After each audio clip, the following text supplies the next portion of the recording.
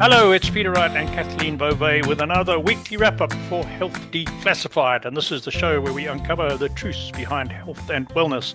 First and most importantly, hi Kathleen, how are you today?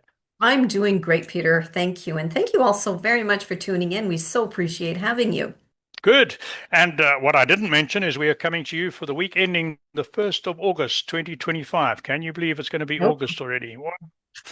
It's And we're bad. coming to you from a very hot spell in Ontario. This is, I think, our second week of many days of over 30 degrees Celsius. So people are feeling the heat, but I'm not complaining too much.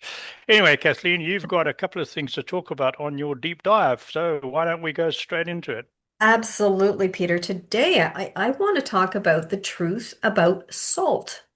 And I Mm, know that we're pretty much always told to stay away from salt and cut down on our salt intake. But here is something else that you need to hear about. And this, I have to say, is an article by Dr. Mercola. We will provide a link to that full article in this video. But let me give you a little bit of the highlights of this article and what it says. So it says here, for 50 years, medicine has waged a misguided war against critical sources of health like salt and sunlight while avoiding discussing the real causes of disease. Because of this, the dangers of salt are relentlessly focused on, despite evidence not supporting them. So it says over the years, there have been two main arguments for why salt is bad for you. The first, it supposedly elevates your blood pressure. And second, it exacerbates heart conditions. They say that high blood pressure is often a symptom of poor circulation rather than its cause. So reducing the remaining circulation by lowering blood pressure then makes people, especially the elderly, significantly more likely to get a variety of significant issues such as kidney injuries, cognitive impairment, mm, macular degeneration, the most studied of which is lightheadedness or fainting, leading to often devastating falls. So, additionally, blood pressure medications are also often greatly reduce one's quality of life by causing fatigue or even erectile dysfunction. In parallel, the extreme dangers of consuming too little salt are, are rarely discussed in the medical field, despite dangerously low sodium being one of the most common conditions seen in hospitalized patients and chronically low ah, sodium greatly increasing one's risk of dying. So low dietary sodium intake causes a 34% increase in cardiovascular disease and death. So many of the ah. foundational beliefs around high blood pressure are not supported by the existing data, leading to Mm, situations where patients are routinely medicated to blood pressures far below what is safe, significantly reducing their quality of life and increasing their risk of severe injuries or even death. So salt restrictions creates many similar complications to dangerously low blood pressure, fatigue, lightheadedness, erectile dysfunction, as I mentioned. Because of this, many find their health and energy dramatically improves once they start consuming healthy salt. Now, I mentioned healthy salt. So I don't think we're talking about your average table salt here. We're talking about sea salt. The mhm. Himalayan sea salt is one that I use here at home, but and of course, I can understand how they'd want you to stay away from processed foods or even your canned soups. A lot of it is just loaded full of this bad salt, right? So I get that. I get that you'd want to stay away from that. But when you're cooking at home, and I don't think it's necessary. It's my personal opinion. And in fact, what they're saying is the studies support that, is that it's okay to use salt, like sea salt, in order to Mhm. get some of that flavor. So that's just, Interesting. yeah. What are your thoughts on that, Peter? Well, we've discussed this before we started the show, and over the last few weeks since we've been looking at these articles on salt. And I go back to the late 60s, early 70s when I was doing my military service in Rhodesia, Mhm. as it was, and we were walking in the bush in temperatures in the 40s centigrade, uh, in the hundreds Fahrenheit, right, for days on end, 5-day patrols. And we were encouraged by the army medics to take salt tablets with us to make sure we got enough salt because they said you're losing so much moisture and sweat Mhm. that your electrolyte imbalances can get to critical levels. You can lose out on your sodium intake, sodium chloride, potassium, magnesium. So at that stage, magnesium and potassium supplements were not common and not easy to obtain, but salt tablets were. The army issued us salt tablets, right? They would hand them out before patrols, and we would take salt tablets every day to make sure we had enough salt. Yeah. And fast forward 30, 40, 50 years, and I did have a heart attack and I had blood pressure problems, and I'm on one blood pressure medication. So I steered away from salt. I swallowed the Kool-Aid. I read all these articles saying salt was the demon. But more recently, having read these articles, I have started taking more salt, both in a little bit in cooking and sometimes on meals. Um, have I noticed a huge improvement? No, but I haven't felt any worse from taking the salt, and I really believe it's probably beneficial for me. So, and the same with sunlight. Let's look at that. Mhm. When I was a kid, people didn't worry about skin cancer. They encouraged us to get in the sun, and we all got sunburnt, right? And then once, I guess, when I was in my 30s, 40s, oh, you got to use sunscreen, you got to keep out of the sun. I was a farmer, I couldn't. And sure, I've had skin cancer, still have many skin cancer lesions to be removed. So there's a downside, but I also believe the sunlight has helped me maintain good health. And now the pendulum is swinging, and people, the experts, especially natural health doctors, are recognizing and promoting getting adequate levels of sunlight. So there's two there that old myths being overturned. Wow, that is interesting. Yes. So, Kathleen, what else have you got? I've got a couple to mention on health. Yeah, Shall I go ahead. jump into those? So the first one that caught my attention was there's been a big study. I can't remember which university, but I'll find the link and put it in the newsletter between the use of AI and what they call cognitive debt. And this study, they grouped the people on the trial into three groups. The one was allowed to use AI to compile an essay or create an essay. The second group was allowed to use AI in the form of Chat GPT for research only. They couldn't copy its results verbatim. And the third group was not allowed to use any AI at all. They had to write everything from scratch, right? So Mhm. they did that. And then they tested these three groups on their ability to recall what they had written.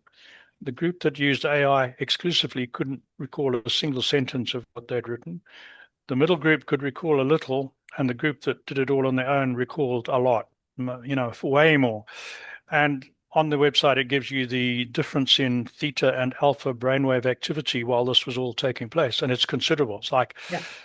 60% difference, right, in neural activity. And what they found was that it certainly impairs one's cognitive ability if one relies on things like ChatGPT, AI in general. It Mhm. stops us thinking. And the other thing they found was that it dumbs down and it standardizes all the output. So they found that the essays written by AI were almost verbatim, not that's the wrong term, word for word, exactly the same. Right? And we were talking about this earlier. I find with things like Grammarly that it keeps saying, no, you should write it this way, which is grammatically correct, but it's not the way I would write it. And as Right. long as my version is grammatically correct, then I will go for mine because otherwise what Yeah. you if you put the same prompt in, yours is going to be the same. So I found that one really interesting. And you know what's really frightening is that these kids that are using AI and or perhaps being allowed to use AI, I don't know, in schools, but they're not learning. They're No, not learning, no, they're not no, retaining anything. And just as what you said, we're talking about the dumbing down of society because people are not absolutely. thinking, they're not using their own brains and their No, creativity. It's actually quite frightening and sad. It is. There was another in the article, they mention a very interesting parallel. They said that since the advent of GPS systems, which all modern cars have, a navigation system, and older cars like mine, you have the aftermarket ones you buy. And yes, they help. But they said since the advent of those systems, people's ability to read maps and navigate on their own has diminished considerably, not just amongst drivers, but amongst people who use their phone, Google Maps or whatever to navigate around cities.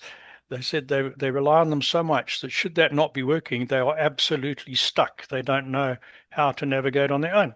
Well, another example, Peter, would be math, Yeah, times tables. Like when I was in school, I mean, you had to learn your times tables, and you absolutely. had to memorize all of that, and you were tested on that.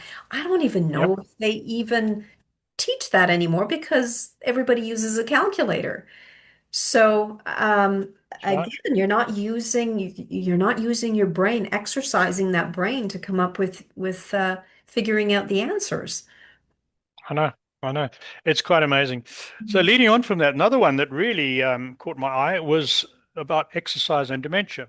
Mhm. And conventional wisdom amongst most experts say that an adult and an aging adult particularly should do 150 minutes of some sort of exercise a week. And as long as you do that 150, that's pretty adequate.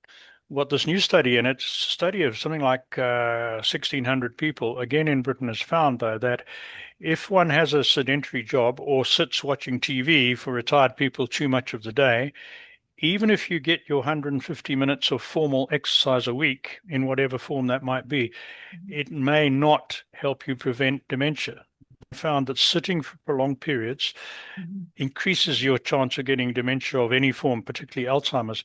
The theory, and this is not conclusive, but they're speculating that it's because sitting still impairs the blood flow to the brain, and that damages the neural connections in the brain. So what they're saying is you don't have to get up and go for a run every half hour, but frequently through the day when you're not actually doing exercise as such, you should get up and move around. It doesn't have to be energetic moving around. Walk downstairs, walk out in the garden, Right. move from one chair to another, just move every hour or so. And that they found makes a huge difference in delaying the onset of dementia. So Well, I found that interesting. it is interesting. And furthermore, I did read an article just this morning about Alzheimer's, a Hmm. new study coming out of the UK, which is very promising. And it's a new drug that they've come up with, and it's called trontinemab. And it's currently in trials right now. I think they're doing a study with 1,600 Alzheimer's patients, and what they're discovering is that this drug is removing the plaque from the brain. Okay, So the it's premise, interesting. right? So the premise is if once the plaque is removed from the brain, people's memories will start to improve, and they're in fact seeing that in some of their patients. So it's very promising, which is great news, and we'll see what Mm. happens. It's something to follow for sure. Yeah, wow, that is interesting. Mhm. Good. So I think that's it from our medical deep dives this week. Lots of interesting stuff. We'll put links in the description and in the newsletter. So let's tell you what's been happening on Health Declassified. Last week we had published an episode with a guest, Dr. Ebru Kapwazoglu, who is a skincare expert. That was last week. Coming up next week will be Susie Kundrat, and her what she does is teach you how to eat, move, and groove better and more effectively. That's a mouthful, but it concerns diet, exercise, and mental well-being and outlook on life. And she's a ball of fire, and she's really interesting. She has a long history of working with sports teams, university students on all three categories to help you live a better lifestyle. Following that, 2 weeks' time will be Dr. Elliot Justin, who's come up with an apparatus that helps men perform better. And if you want all the details of that, you'll have to look at that episode or listen to it in 2 weeks' time. And then 2 weeks after that will be Dr. Jeff Gross, who is a stem cell therapy expert. And he talks about some amazing work that they're doing with people with damaged joints. And they are able, through stem cells, to help those joints repair themselves without the necessity of having an artificial joint put in, which is really good news. So that's an interesting one. We always talk about a featured author. So who have we got this week? This week we're going to feature Jacqueline Downs from episode 466 a couple of weeks ago with her book, Enhancing Fertility Through Functional Medicine, Using Nutrigenomics to Solve Unexplained Infertility. That's another interesting one, and particularly for women who are trying to get pregnant and experiencing difficulties. It might not always, the reason might not always be the obvious ones, which some doctors always trot out as the basic problem. Very interesting one if you are having problems starting a family and you want to learn more, that's a good episode to watch. So that's our featured author of the week. And that's about it from me, Kathleen. Over to you. Thank you, Peter, and thank you all for tuning in. And until next week, take care, everyone. Bye-bye. Bye.